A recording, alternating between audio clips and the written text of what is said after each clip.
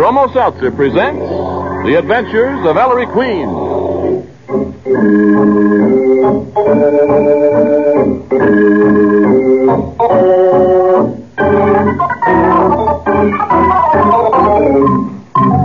Tonight, the makers of Bromo Seltzer bring you another thrilling adventure with Ellery Queen, the celebrated gentleman detective, in person. Ellery Queen again gives you a chance to match wits with him as he relates another story of a crime he alone unraveled. Then, at the point where he was able to solve the mystery, he stops the play, gives you a chance to guess the criminal's name. In the studio tonight, we have as our guests Ken Sears, New York Yankee catcher, and Art Flynn, business editor of the weekly newspaper Sporting News. We'd hoped to have with us, too, the star second baseman of the Yankees, Joe Gordon, but he was unable to join us. However, Messrs. Sears and Flynn have accepted Ellery Queen's challenge to solve the mystery before the solution is revealed. And now, Ellery Queen, master detective, and your host for the next half hour. Thank you, Ernest Chappell, and good evening, ladies and gentlemen. In tonight's story, Nicky and I, quite unexpectedly, become involved in the crucial game of the World Series. I call it The Adventure of the World Series Crime.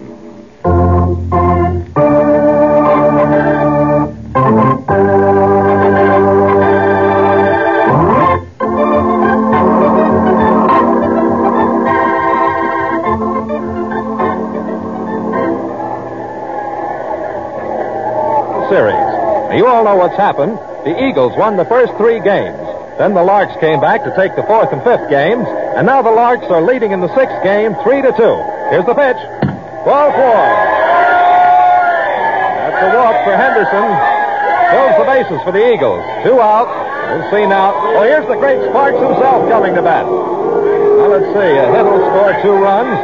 The Eagles will win 4-3, and the World Series will be over. But if the Larks can stop Sparky again, the series will be all tied at 3 games apiece, and the payoff game tomorrow, there it is, strike 1, Sparks. You know, everybody's asking what's happened to Sparky. Champion batter of the major leagues, he was an Arkansas tornado in the first 3 series games, hit over 500, won the first 3 games for the Eagles almost single-handed, and then he folded. Here's the pitch, strike 2. Strike 2. Now, Sparky didn't get a hit in the 4th game or the 5th. And today, in 3 official tries, the great Sparks has popped up once and struck out twice with men in scoring positions. There it is. Ball 1. That's 1 and 2 on Sparky. You know, there's some ugly rumors around, but take it from your Uncle Ted, they're just malarkey. You know, you've heard them. That Sparky's been drugged, Sparks was sold out to the gamblers. It's all... Here it is. Strike 3. Sparky didn't even lift his bat off his shoulder. He's out. Well, that's the game, folks. Ties it up at 3 games apiece. But what's happened to Sparks? Mr. Dayton, owner of the Eagles, wants to know. Mac McClune, fighting manager of the Eagles, wants to know. What's happened to Sparky?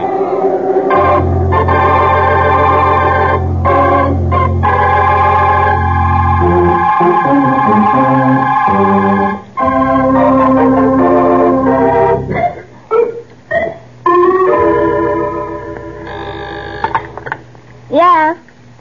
No. Just a minute. Mr. Dayton's private office. What? No.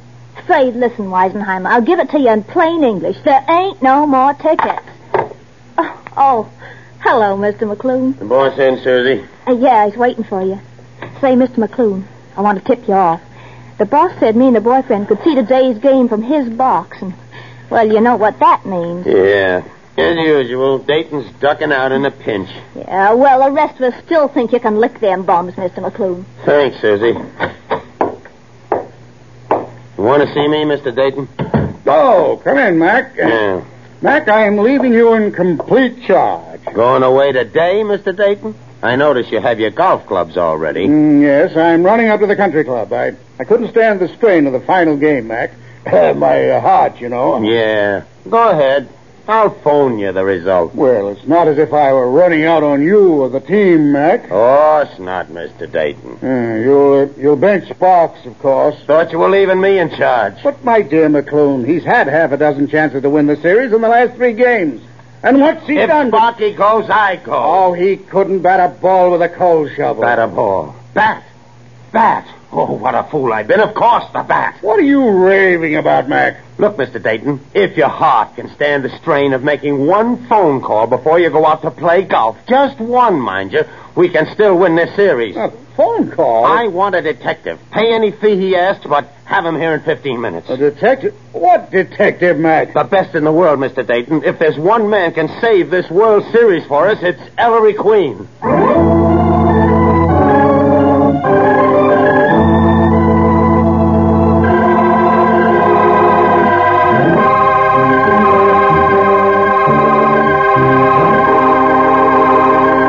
And there, ladies and gentlemen, you have the beginning of our mystery.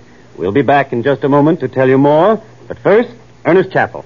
You know, nobody minds hard work these days because we're working for victory. But what are you going to do when you're stopped by a common sick headache? Miss Edith Ide of Fremont Avenue, Los Altos, California, has the answer to that. She writes, I work at the Red Cross 7 hours a day, 5.5 days a week, and spend what time I have left practicing my music. This constant work and study is quite a strain, and sometimes I get a common sick headache and my nerves feel on edge. Well, one evening, while listening to your very entertaining Ellery Queen program, I heard your clever, educated train tell about Bromo Seltzer, and I decided to try it the next time I got a headache. Was I delighted with the quick, effective relief I got. Why, in just a short time, my head felt a lot better, and my jumpy nerves began to calm down. I told everyone at the office about it, but most of them informed me that they were already familiar with Bromo Seltzer's grand help and had been relying on it for a long time. Now I'm never without Bromo Seltzer. I keep a bottle in my desk at the office and another at home. and that's a wise idea for everybody. You know, these days, you never know when you're liable to get a common sick headache. So if you don't already have a big blue bottle of Bromo Seltzer in your home medicine chest, get one tomorrow for sure.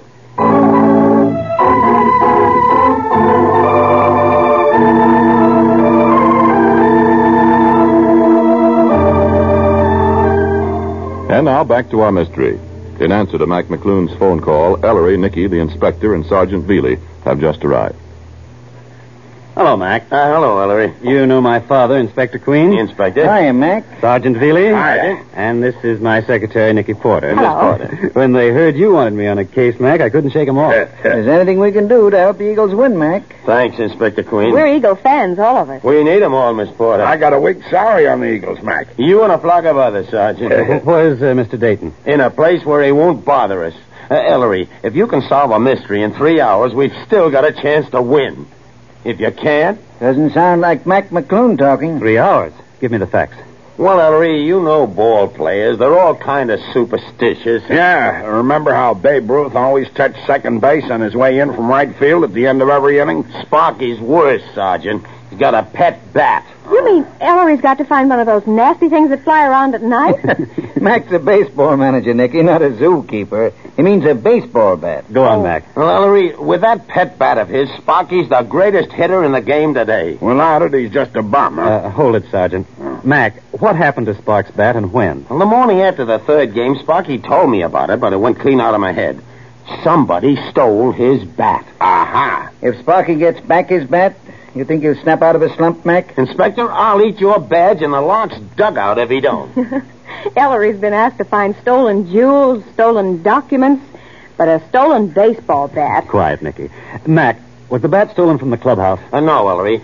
Sparky was so nervous about it, he wouldn't leave it in the regular bat rack. He took it home with him. Where does he live? Well, Sparky got married just before the series. You mean the World Series is Sparky's honeymoon? Sort of, Miss Porter. So, Mr. Dayton gives Sparky and Lily, that's Sparky's wife, the use of his apartment during the series. They've been living there. What are we waiting for? Let's go.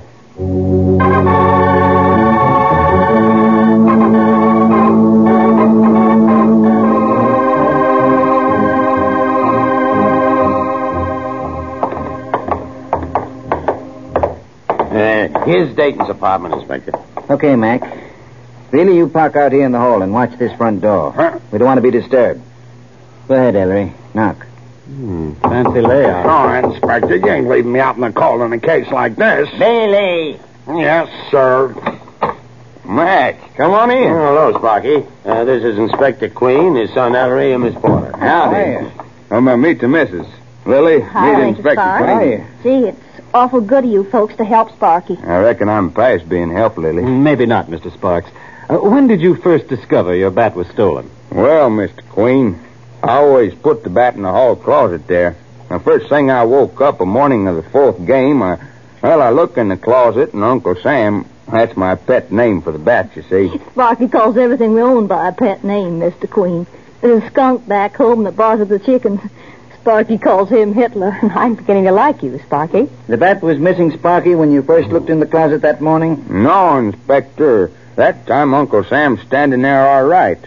But then all that morning we have visitors, and when they go away and Lily and me get ready to mosey over to the ballpark, why, I open the closet door and Uncle Sam's gone. How many visitors did you have? Wasn't it 3, Lily? Oh, 4, Sparky. 4 visitors. Well, that means one of them must be the thief. I reckon so, Miss Porter. I wasn't counting Mr. Dayton, Lily. He's not exactly a visitor, this apartment being his'n. Oh, Mr. Dayton come first. He forgot to take his golf bag with him when he gave up this apartment. So he comes to pick it up. Tell Mr. Queen who the other 3 were, Sparky. Okay, Mac. First there was Pagoli. Pagoli? The big-time gambler? I smell a rat. And what did Mr. Pagoli want? Well, it's sort of personal. Oh, now, Sparky, you mustn't hold anything back if you want Mr. Queen to help. Lily's right, Sparky. Well, Mac, Now, look here, Ellery. Sparky's the idol of sports fans all over the country, and he deserves to be. He sets a good example for the kids. Don't drink, don't smoke, a square shooter. But he's got one weakness that's going to get him in a heap of trouble. It already has. I know. I read about it in the papers. Well, that's where Pagoli fits. Gambling. Looks that way, Dad. The commissioner had you on the carpet about it, didn't he, Sparky? Yeah, Inspector. But Sparky won't listen. He wastes most of his dough paying off. Gee, I've tried so hard to make him stop. I even refused to marry him until he promised to quit. Only he didn't quit. I reckon you'll have to excuse me. Lily. Be a good girl, Nicky, and keep Mrs. Sparks company in the next room. All right, Ellery. So you owe Pagoli money, Sparky, and he came here yesterday morning to collect, When you start talking about gambling, Sparky shuts up like a clam. Guess who's outside asking to see Sparky, Ellery? Speak of the devil, Sergeant? Huh? A big shot Pagoli. Bring him in, Veely. All right, Inspector. Step into the parlor, Mr. Fly. Be careful with your hands, you. Oh, I beg your pardon, Mr. Sparks. I come back tomorrow, eh? Well, now, I don't know. Tomorrow'll be too late, Pagoli. Inspector Queen, I not see you at first. In an umpire's eye, you not see him. Be careful how you talk, Mr. Veely. Sergeant Veely to you, pig. My business with Mr. Sparks, it can wait. I go now. Oh, wait, Mr. Pagoli. What do you want? Well, seeing how things are, maybe I better tell the truth. The truth? You told me Pagoli came to see you the other day about the money you owe him, Sparks. Well, I didn't want to worry you, Mac. Mr. Pagoli here, Take care of what you spill, Hick. he was willing to forget my IOUs if... Mr. Sparks, I warn you. If what? If I threw the series, Mr. Queen. So that's it, Pagoli, you dirty backstabber. Drop that right, Pagoli. Oh, it's dropped. Now I'll give you a demonstration of the famous Veely. Say, Uncle. That's better. Fireworks over? Now, Mr. Pagoli, did you have any bundles or packages with you when you visited this apartment the other day? All of a sudden, I'll talk English, huh? No, he didn't have, Mr. Queen. You're sure, Sparky? Did he wear a topcoat? No, sir. Okay. Let him out, Veely. Put a tail on him, though. I think we'll be seeing more of Mr. Pig. Come on, pig. Back to your style. Sparky, who were the other 2 visitors you had?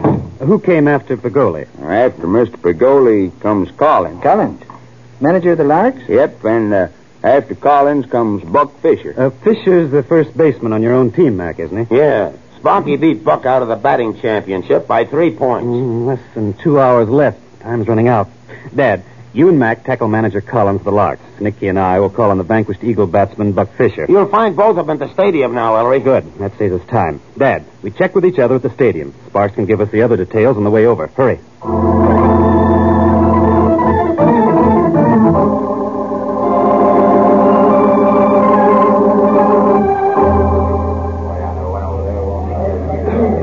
Collins, we've known each other since the old Sandlot days. We don't have to spar around. Well, what's on your mind, Inspector? Collins, why did you, the manager of the opposition team, drop in to see Sparks, the star batter of Mac's team, during the World Series? It's your little idea, Mac? Trying to frame me just before the start of the last game? You know me better than that, Collins. Okay. Inspector, I ran up to see Sparky about our bet. What bet? $2,000, even money on the World Series winner. Sparky bet his team to win, Collins? That's a hot one. Did you ever hear of Sparky betting against himself? Sure, he bet on his team. With his team taking the first 3 games, I thought Sparky might be willing to raise the ante. At big odds, of course. But no soap. Sparky said no? He was willing, Mac, but his wife said nix. Collins, were you wearing a top coat that morning? Who, me? A top coat in this weather? Did you have any bundles with you? Criminy, no. Say, what's this all about anyway? Forget it. Come on, let's go, Mac. Just a minute, Inspector. Collins, Yeah, Mac? who you pitching today? See tonight's paper.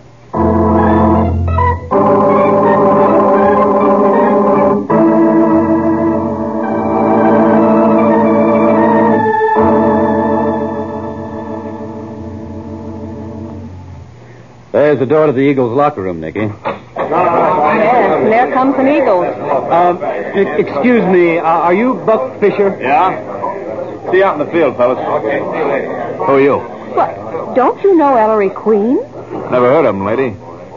Hey, you're not the new sports writer for the Herald, are you? Strike. No, Fisher, I'm a detective. Detective? What goes? A few simple questions, Mr. Fisher. Why did you pay a visit to Sparks the morning of the 4th game? Well, Sparky and I had a bet all season on who'd wind up with the best batting average. Sparky won by 3 points. 10 is Hyde. And I saw him do it. Made 5 hits in the last game of the season. So what? So, why'd you drop in to see Sparky that morning, Fisher? Oh, we had another bet. Who'd get the most hits in the series?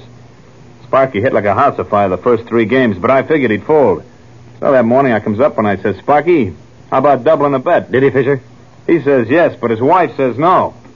So what's the matter, Sparky? Cold feet? Well, Sparky says okay. Then his wife starts the waterworks, so I beat it. But the double bet's on. Oh, there's a signal for batting practice. I gotta go out and clout a couple. Oh, Mr. Fisher, Yeah? did you wear a top coat that morning or carry any packages? What? No. Miss Porter, why did you ask Fisher those last 2 questions? If you can ask him of Pagoli, Mr. Queen, I can ask him of Fisher. That's what I thought. Come on, Miss Copycat. Let's find Dad.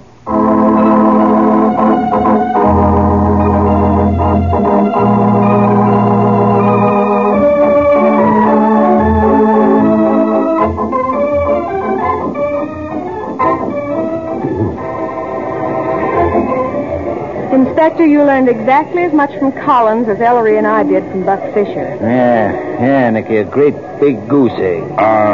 Ellery, the game will be starting in a few minutes. Are we getting anywhere? Well, Sergeant. We haven't even got to first base. Ellery, we're no nearer finding that bat than when we started. I wouldn't say that, Dad. Ellery, don't tell me you know where... Yes, I know where Sparky's bat is, Nicky. There's only a 50-50 chance it's still there. Dad, step aside with me. I'll tell you what to do. Now, you telephone. Ellery and his pesky secret. Yeah. I wonder what's cooking.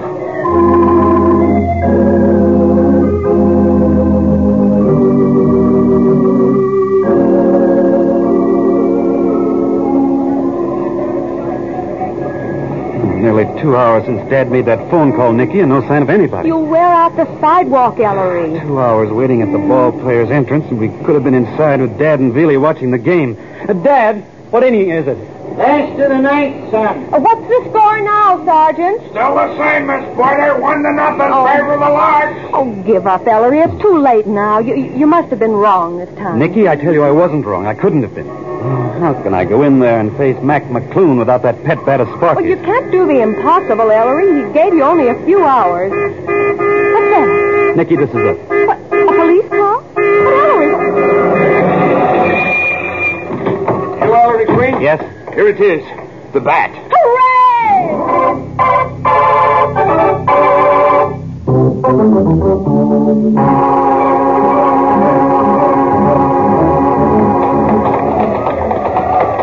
Mac, we got it. Are we in time, Mr. McClune? By the snakes of St. Patrick, it is. It's Sparky's bat. Hey, Sparks!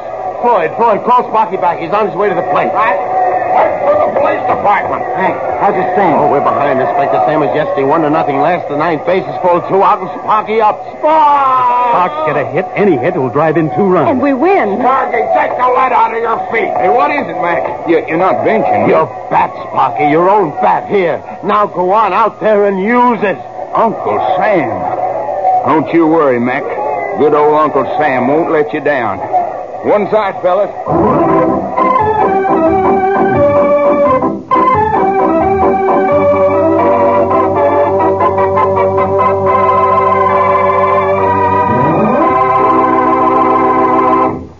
And there, ladies and gentlemen, you have the mystery and I hope a solution as well. Nicky, will you be good enough to introduce our guest armchair detectives for this evening? Well, Ellery, our guests tonight are certainly the right men to try to solve this mystery, because both of them know just about all there is to know about baseball. And when I tell you who they are, you'll see what I mean. Our first guest is Ken Sears, catcher of the New York Yankees and son of Ziggy Sears, famous National League umpire. You can be sure that when the Yankees meet the St. Louis Cardinals for the first World Series game October 5th, more than a few eyes will be watching Ken Sears. All right, Nicky, I'll agree the first guest knows baseball. But what about the second? Well, our second guest isn't a ball player, but that doesn't mean he doesn't know about baseball. He's Art Flynn, business manager of the Sporting News, the Bible of the baseball world. Mr. Flynn has been with the Sporting News for 16 years and has covered every World Series in that time. Mr. Flynn says that the Sporting News has a tremendous international circulation, since so many of its old readers are now in the service, but still yelling for their copies. And, incidentally, they get them. And now, Ellery? Mr. Sears, I have 2 questions for you this evening. Number 1, where did I find Sparky's bat? And 2, who stole it? Well, Mr. Queen, I believe you found that bat in Mr. Dayton's golf bag. Mr. Dayton's golf bag. And how did it get there? Well, I believe Mr. Dayton visited Sparky's apartment that morning, and I believe he stole that bat and went out to the golf course to play golf and missed that last game of the World Series. Mm-hmm. Thank you very much, Mr. Sears. And now, Mr. Flynn, where did I find Sparky's bat and who stole it? I think I've got to agree with Ken Sears, Ellery, that he found it in the golf bag because no one had a top coat. And secondly, I'd say that the person that put it there was Lily, the wife, because when they were talking about if he threw the series and she walked out and said no when they wanted to double his bet, it's the case of that famous French saying, cherchez la femme. Well, thank you very much, Mr. Flynn and Mr. Sears. You'll have to wait a moment to find out whether you've solved tonight's mystery correctly. And in the meanwhile, here's Ernest Chappell, who, it develops, is up on his modern slang. Ellery means I'm hep to the jive, I suppose. And all because I happened to mention to him that when you have a headache, you just can't be on the beam. In other words, you don't feel 100%. But if you're hep, that is to say, if you know your way around, the chances are that you know our Bromo Seltzer gives quick, effective relief from the 3-way misery that may often accompany a common sick headache. Yes, Bromo Seltzer acts 3 ways, on head, nerves, and stomach. Try Bromo Seltzer the next time you have a common sick headache. See how quickly it has you cooking with gas. Or, as we old fogies say, feeling more like your old self again.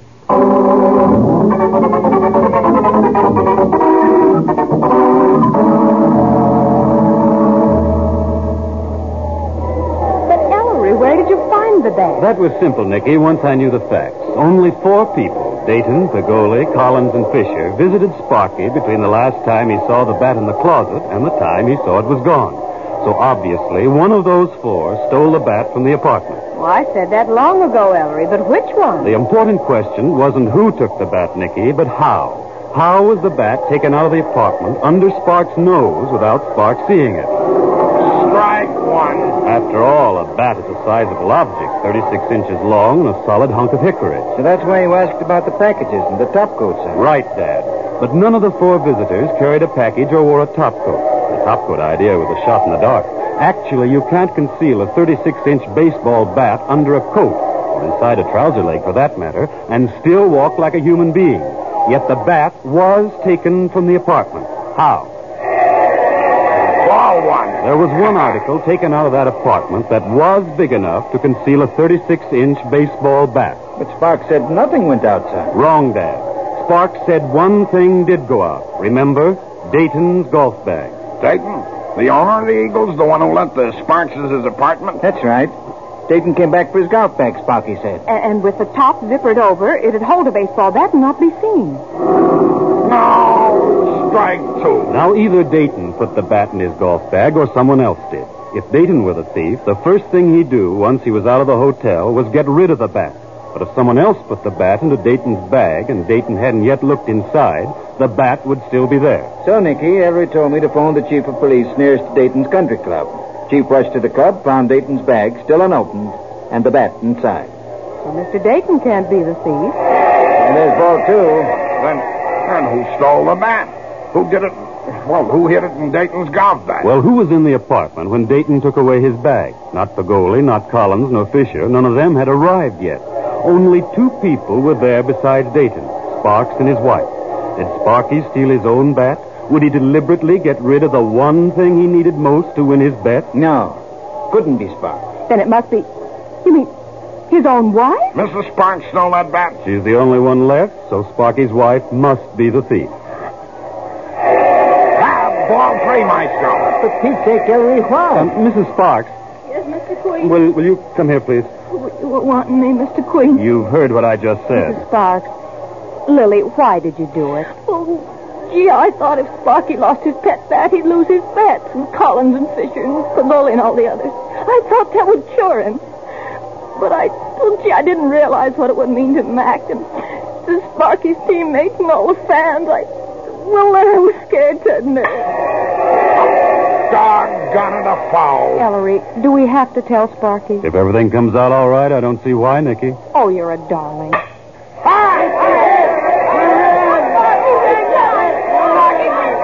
Don't forget Uncle Sam. Uncle Sam came through in the clutch, and he always will.